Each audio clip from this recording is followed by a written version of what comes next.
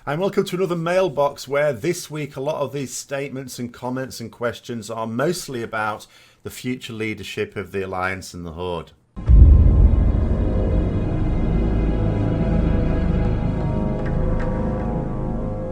Okay, so first of all, last week was the first Mailbox which is going to appear in the new zones. A couple of people got it right. So it was indeed Aramstrand in Drustvar. Now, I did say I'll do a Horde one this week, so we'll see. I think more people should get this for various reasons. Again, nice and easy one, I hope. You just have to say exactly where it is, which zone it's in, and which specific town, village, location type thing that it's in. And that's about it. And then after that, we'll go back to hopefully more obscure ones and see how you do on that. So, first question. So it says, a simple pattern, Saurfang ends Sylvanas, he becomes war chief, then some old god rises from the sea, not some old god, and Zolf, and we all join again in the next expansion to take them down.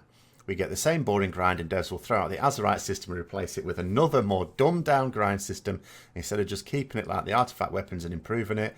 Then they'll completely for no reason revamp classes again, thus making them less relevant, blah blah blah blah blah.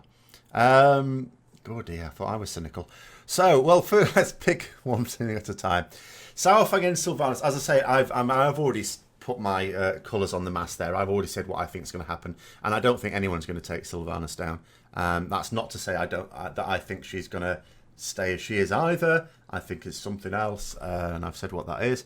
But so Saurfang becoming war chief cannot possibly make sense. I've already said that his behaviour at the moment makes no sense because as an orc, if he's not happy with the Horde, he should be challenging Sylvanas for leadership. Makara. I mean, someone else said, oh no, he's already said he doesn't want to be war chief. Well, I'm thinking bullshit, because that still doesn't make sense, because he is High Overlord. He's basically the leader of the orcs. Now, if he's leader of the orcs, or at least was, and he also loves the Horde, the wider Horde, why on earth wouldn't he want to be war chief? He already is effectively war chief of the orcish Horde. What's the difference? Unless, of course, he's like Garrosh and a bit racist and really just wants an orcish Horde again. But that's not the case. So, however you look at it, Saurfang's behaviour at the moment doesn't make sense. But what is quite clear, and was especially clear from the interview that Blizzard did recently, is, it seems to me, without them specifically saying so, Saurfang is not going to be war chief. You know, they specifically said Saurfang and Sylvanas both represent the past, and there's going to be a future Horde emerging. So it's not going to feature either of them. About the Olga Rose, I mean, this is what I always say anyway. Whenever they try and do this Alliance versus Horde conflict, inevitably the story ends up being the common enemy. And there is a common enemy in Battle for Azeroth as well. And that's what it ultimately ends up being about. Now, the only difference I think there's going to be with Battle for Azeroth as compared to previous expansions is they will keep the Alliance and faction storyline going off in the background, but I only see it as being in the background. Whereas in previous expansions, they had an Alliance versus Horde Barney maybe at the start of an expansion. Not always, but sometimes. And it just died out immediately as everyone focused on the common threat. So anyway, on to the next one. So it says here, as a hardcore Horde since day one and since Warcraft 1, the thing about the Horde is that we are the exiled and the rejects. Even orcs, who are mainly what the Horde started with, we basically became the exiles of our old planet Draenor since the orcs became enslaved and lost the wars. No, they didn't. The Horde were not exiled from Draenor. They buggered Draenor, and they did it deliberately as well. The idea that drinking the blood of Manaroth and that enslaved them, which it did, it gave them that bloodlust. They weren't tricked into it. It started off as a trick, but Grom himself said in Warcraft 3 when it was explained to Thrall, he said, we did it deliberately, we knew what we were doing. You know, he isn't talking about any sort of Legion trickery, even though it did start off as a bit of trickery by, you know, having killed Jaden appear to Ner'zhul, pretended to be ancestors. So with the exception of Ner'zhul and Duratan, the rest of the Orc war chiefs all did it willingly. They knew what it was going to do to them. They wanted to become more warlike. So that was all very deliberate. Obviously, you could sort of call... There was a period of time when they were under thrall where you could call them exiles a little bit, because, yes, they eventually... They lost the wars on Eastern Kingdoms. Initially, they didn't. Initially, they made great gains. Ruffle, Stomp, Stormwind. But eventually lost. And even then, you could argue they wouldn't have done if it weren't for Gul'dan pissing off with half the Horde to drown himself in the Tomb of Sargeras. But nonetheless, that's not how they started. They weren't exiled. They weren't exiled from their own world. They came here. And there's a not hell of a lot that stayed back there, even though it was largely dead world. So no, they've only got themselves to blame, the orcs. They're not, you know, the exiled ones on Draenor are Draenei, is why it's called exiled ones. Although I have often wondered why Draenor was called Draenor officially, because that's the Draenei word for it. That means like the exiled world, doesn't it? As opposed to what the orcs would call it. But anyway. Next one. So if Saurfang becomes leader, and I've already said I don't think that's going to happen, and looks for peace with Anduin, do I think Jaina... Well, come to the first bit first. And looks for peace with Anduin. Let's say he became war chief. He would not look for peace with Anduin. The thing about Saurfang is he doesn't want peace with the Alliance. He wants war with the Alliance. He just wants honourable war. The difference between Saurfang and Sylvanas is not their attitude to peace and war as such. It's the rules of engagement. That's the only thing Saurfang disagrees with. He didn't disagree as such with Sylvanas starting a war with the Alliance. You know, Alliance are adversaries. Adversaries, what am I doing? Of the Horde. Saurfang's well up for that. Oh yeah, absolutely, no problem at all. He'll do battle with the Alliance all day long.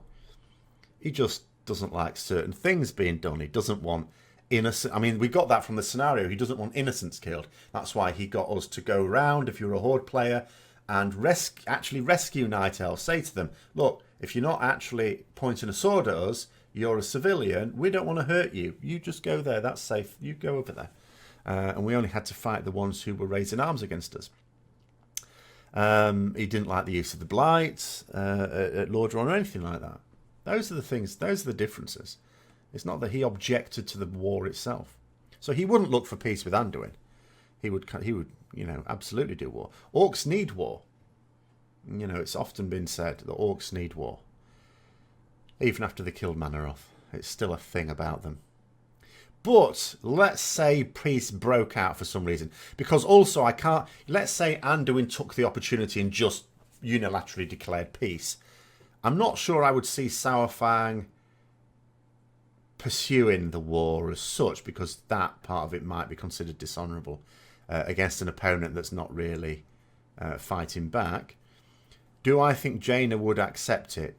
It's hard to see how. I think at the moment, the only thing with Jaina is because they are now at war, she's quite happy about the situation. I don't think that's ever going to go away. I think there's a realistic prospect for Jaina to be killed in this expansion. I think that's a realistic prospect. I think it would be surprising because they have got some excess of major characters. They could easily kill one or two off on either faction or both. They have got the number to kill something off. There's certain ones I don't think will be killed off. I don't think Sylvanas will. I don't think Anduin will.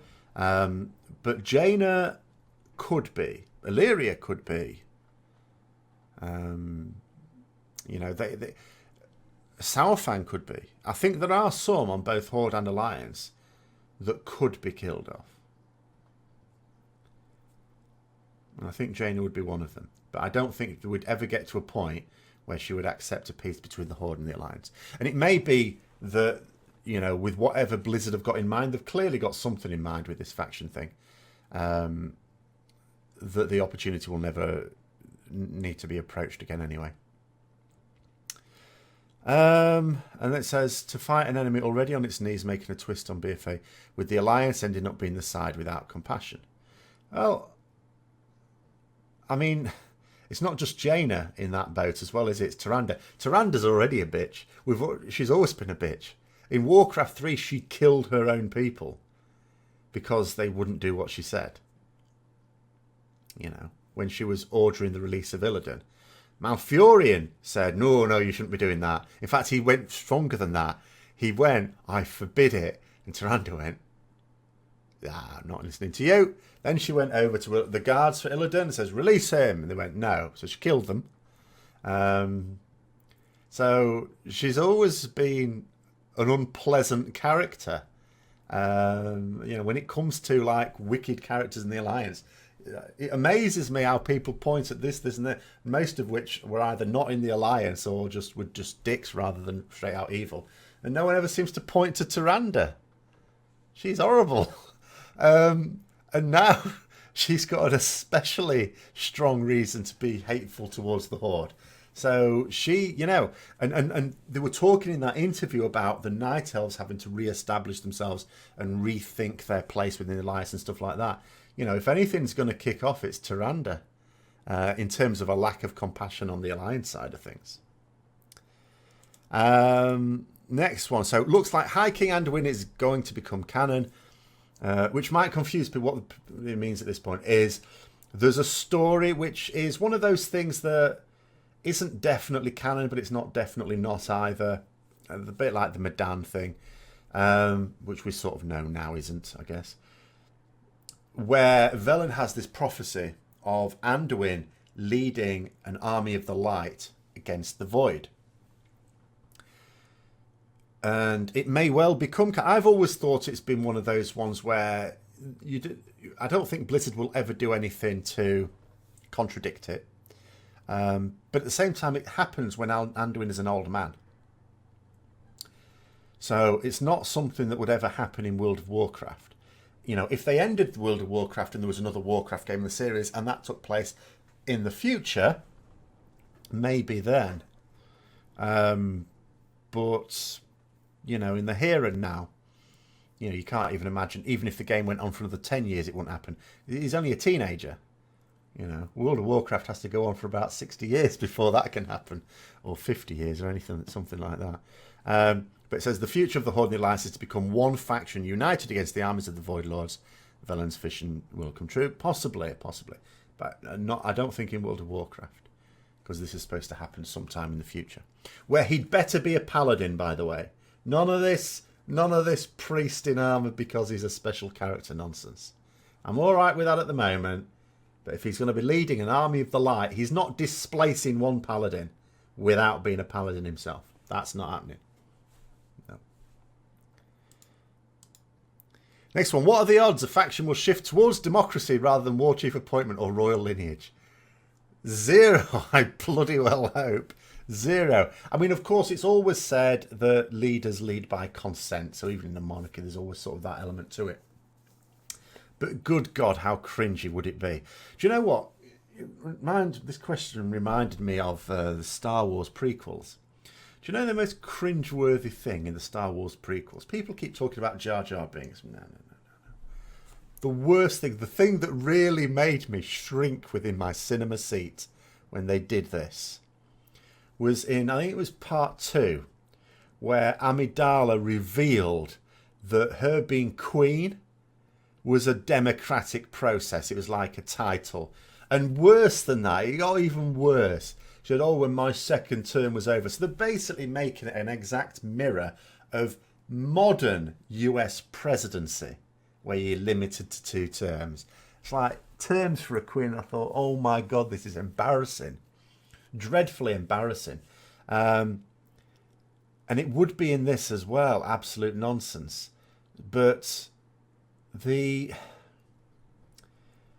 mean, you can't rule it out because it's not like they haven't brought real life political events into the game before. They have. You only have to question Westfall. And it's like, oh my God, what? So I can't, but no, surely not. Because the way they would just be cringeworthy. It really would. Absolutely. At the end of the day, what they're supposed to have at the moment is benevolent and wise dictatorship, which is the best form of government anyway. You know, even Winston Churchill says that democracy is the very worst form of government, apart from all the others we've tried, because ultimately, dictatorship isn't, when it's put to the test, wise or benevolent. But if it were, that would be way better than democracy. And in a fantasy world, of course, you can have that fantasy. You can pretend that your leaders are all benevolent. Well, maybe not Sylvanas now. Most of them have been. It says, what I would expect to happen is that at the end of the expansion, Sylvanas, Saurfang, Jaina, and possibly Anduin will die in a climactic battle, and this massive loss in leadership will be this big shattering of the Alliance and the Horde. Without a clear war chief, the Horde will dissolve the position and move to a council of leaders who all have equal yet different voices, a war council of sorts, rather than a war chief. See, that sort of thing, technically, you can argue already happens. You know, because fantasy games and Warcraft's no different, are always sort of based on this sort of feudal medieval system.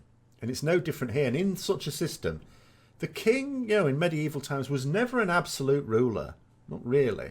They were all supported by the barons. And if those barons moved against them, then that's it. You know, was it Edward? God, which Edward was it? Edward II, I think, for example. He pissed off the barons and ended up bent over a table with a red-hot poker up his arse. So there is already that system in place. That if enough of them were opposed, that you would be deposed, as much as happened with Garrosh, in fact. So, yeah, I think the only thing with Garrosh is that it made it seem like the Horde needed the help of the Alliance in order to do it, simply to make a raid out of it. But in reality, I'm quite sure that all of those Horde leaders that were against Garrosh would have been able to raise way more forces than Garrosh could have done in defence of his own system. But anyway, so without a clear... Where was I? I've lost my place now. With Anduin and Jaina gone... Jaina's not really a leader of the Alliance, though. With Anduin and Jaina gone, both the extremes of aggression and peace go away, leaving the other leaders divided but still under the same banner. Again, Tyrande, she's the hot pocket there. But I also don't see it. I can see... I've already said I can see Jaina being killed. I can't see Anduin being killed. Can't see Sylvanas. Saurfang and Jaina maybe. Now, there is something going to happen, of course, because, as I say, in that interview, they talk about Sylvanas and Saurfang representing two sides of the old Horde. But it's really the current Horde, but they talk about it as the old Horde. So in other words, the story in their minds is already more advanced, and they're talking about the future Horde. So something is going to happen. It is going to be interesting, and I don't know quite what it... And what it suggested to me as well, they're not just talking about one war chief making way for another war chief. That's not the impression I was getting either. At the same time, we're not going to be talking about a dissolution of the factions either, because, as they've said, they're not going to split people up, but maybe they'll merge them a bit. I don't know. But we'll have to see. I mean, that's the thing I'm really most looking forward to finding out. And the issue is that it might take 2 or 3 years to find out. We've got to be patient. Right, in terms of stuff, so I was talking about the fact it's disappointing that people can do all the quests in game and still not know what's really going on, or they'll miss certain things. Not that it doesn't make sense, but they'll miss certain things out because there's a lot of storyline in the novels that isn't just expanding on what goes on in the game, but is completely separate. Like Before the Storm, the most recent novel, classic case, that does not tell... There's a couple of events in there that were also in the game, but the vast majority of that book had nothing to do with in-game events. It was its own story, which will still have an impact on the story coming in-game. So it says, interesting, I really enjoyed Before the Storm, as did I, and some of the ideas, I'm not sure how much could be put into the game as a medium either. All of it could be. Obviously, not every single conversation, that's where the benefit of the novel is, expanding on things. But all of the actual events that were in the Before the Storm novel, the major events, could have been in-game. They could have been done as a pre-patch event, a series of scenarios or something like that. It could easily have been put in game.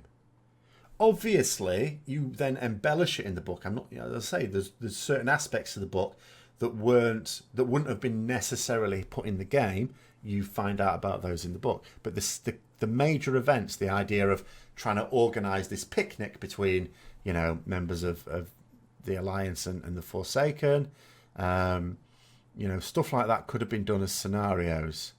You know, on the Horde side, maybe you could have been one of the Dark Rangers that has to kill all the Forsaken, and maybe on the Alliance side, you're trying to protect as many as you can and stuff like that. Yeah, it could have been done. It could have been done. Next one, it says, I've got a question for you. Are you excited for Classic or are you strictly a retail player? So I do respond to this, but I had to say, basically it's neither. I played Vanilla WoW, and I played it, you know, for long enough, a year and a half, but over a year and a half. So I had my fill of it. It was all fine.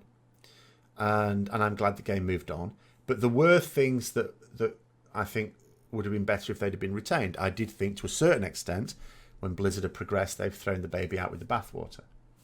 So I miss it, and when it comes out, I will get it and I will play it a bit, because there's certain aspects to it that I still like today. You know, there are old games that I still play Baldur's Gate. Now, when did Baldur's Gate come out? I think it was probably after World of Warcraft. No, it was before World of Warcraft. Must have been.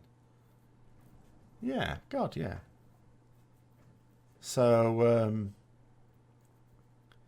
I still play that now, every now and then when I can. So, you know, I will still want to play it. But I'm not going to get, seriously, I'm not going to change from playing retail version to that. Because it's moved on, it needed to move on. And many of the things have been good that it's moved on with. So, yeah, I would say neither. I'll play it a bit. But I'm not going to stop playing retail and suddenly spend all that time playing vanilla either. I'll just potter about in it, essentially. For the purposes of nostalgia, mostly. Next one, on to story planning in general. As I said, it's a real shame too, since the novels are so enjoyable, you really get the feeling that they only plan the story out a patch or two in advance, well, which they don't, but okay, despite the fact that we know that they start on the next expansion by the start of the current one. If they could just decide on a story and stick with it, I feel like the writing would at least become more consistent. I'd imagine we'd see fewer 5-plus-year-old plot lines tossed out for a raid tier. I mean, the thing is, Blizzard in MOP, I'm pretty sure it was in MOP where they said they planned out the story arc several expansions into the future. So we're talking at least, I mean, several has to be at least 3. So that's at least 6 years worth of story. Main story, it's not like necessarily fleshing out the details, but in terms of major events. So they say that they're planned out well in advance.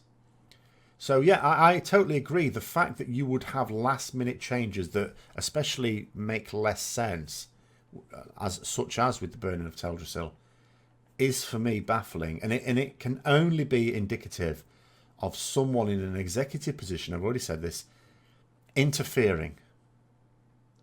And then, you know, and then who do we end up blaming? We end up blaming the story writers when it may not be their fault.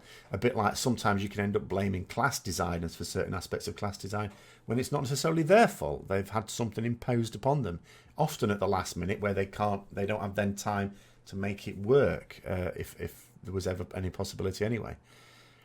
So for me, though, to make writing more consistent, you need one person overseeing everything. And in theory, some people will point to, well, they've got Christy Golden now there. The issue is, we know how Blizzard works. There will still be people who will interfere with her work. And also, that's only going to work, remember, because what we've said, these story arcs go over several years. They're several years in advance. So we can only start to see the fruits of that in a few years' time, when the game will really be rumbling on. And even then, as I say, I still think there are people more senior than her that will still come along and go, yeah, I'd like you to change this thing. And who that is, I don't know. Could be right at the top. You've got to remember, the guys right at the top are the ones who came up with the game. You know, it's their baby and they own it, and they will feel they've got every right to interfere, and maybe they have. But it doesn't help. It just doesn't help tell a good story. And I'm not saying they are doing it, but someone is. I just think someone must be, because it is nonsense. You say, I felt like it's actually gotten worse since they tried to start showing larger scale events in game. I'm not sure about that. And the engine just can't handle it. I think it can. I think it does it. But I mean, for me, it's only been really bad very, very recently. I mean, you know, none of it stands up to close scrutiny. Warcraft stories in general don't stand up to close scrutiny. But that's okay. I don't mind that too much. It's a fantasy game. I mean, I've grown up watching James Bond films, for goodness sake. I'm okay with stories that aren't perfect. It's just that recently they've become nonsensical, like extremely nonsensical. And I don't mean the general storyline. I don't mean the idea that Teldrassil was burnt and that Sylvanas burnt it. But just the specifics, details of how we got from A to B there just don't make sense. That's the issue I have with it, you know. Because it pulls you out. It pulls you out the immersion. Because it doesn't make... Because it's like... It only makes sense if you consider that all the leaders are suddenly idiots. Basically, you have to consider that Sylvanas, Saurfang, Bane, Anduin, Jaina, Illyria, and Gen have all had lobotomies. That's the only way any of this makes sense. That's my main issue with it. And the next one. She's going to be war chief forever and you're going to like it. I don't mind. I have no idea at all. As you can see here, I'm playing Horde now, you know. Even as a casual, I could have not, but I'm playing Horde. That's okay. But what I'm really is now, I spy in the Horde. And I tweeted this, some of you may have seen this. I had an interesting situation yesterday, I think it was, where I went out, I was doing some world quests, been enjoying my casual life actually, not having to do lots of stuff. I'm well behind like proper raiders, but that's okay, I'm not going to be a proper raider. And I'll talk about that more for patrons. But, so I was doing a world quest and I was trying to find this thing and I was on a cliff, or near a cliff, and I'm thinking, is it down there or not? It hadn't appeared yet, so I was waiting for it to appear so I could see where it was. And then I noticed there was this monk very close to me. And when I moved along, he followed me. And I thought, has he got me on follow? What the hell? Why would someone put me on follow? But, you know, it was a Horde monk, because of course I'm a Horde player. So what did I do? Like any good paladin, I jumped off the cliff and used Blessing of Protection. But it didn't go quite so well for the guy who had me on follow. Oh, I've killed my first Horde player. It's absolutely fantastic. I don't even have to... There you go. You don't have to PvP to kill players. You just have to be a paladin. It's simple. Right, on to the last one. We've got a bit of a dictionary corner. It's not really a dictionary corner in the normal sense, though, and it's not a comment that I've had on my videos either. I had to pull Blizzard up about something. Which again, I was tweeting. So they came up with this quote. Now, I will put up the full quote in a moment, because someone did tweet this. But nonetheless, Blizzard have put this thing in there with the quote from Gen going, "Threaten my people and it will be the last thing you ever see." Which makes no sense. It's like, what's the it? So I had to sort of say, and ordinarily I would have just let this slide out. It's not, I'm not a grammar Nazi. I'm not usually the sort of person that picks on little things like this. But because they've been doing so many things that make no sense at the moment, I thought, no, I'm not letting this slide.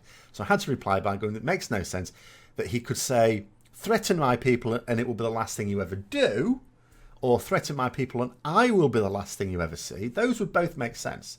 But, you know, someone tried saying, well, that it means his people. And no, it doesn't, because then it would be they would be the last thing you ever see. So none of it made any sense. But I will just, in the interest of fairness to the original author of the line, rather than the person at Blizzard who threw this tweet out, just put up what it's supposed to be, which does make perfect sense. The full quote is, "A monster lurks in my veins, threaten my people, and it will be the last thing you ever see." That's fine. If they'd have done the full quote, that would have made perfect sense. That's all great. But yeah, as it was. So, that is the mailbox for this week. I hope you're enjoying your time in BFA at the moment. I will be back on with it again next week. I will be streaming today as well, because I've now changed my game streaming days to Wednesday and Sunday for the time being. We'll see how that goes. Obviously, the Azeroth review will be on Tuesday as well, so I may see you then too. But I hope you enjoyed the video. If you did, don't forget to like, comment, subscribe, and share for further content. And until next time, I'll see you later.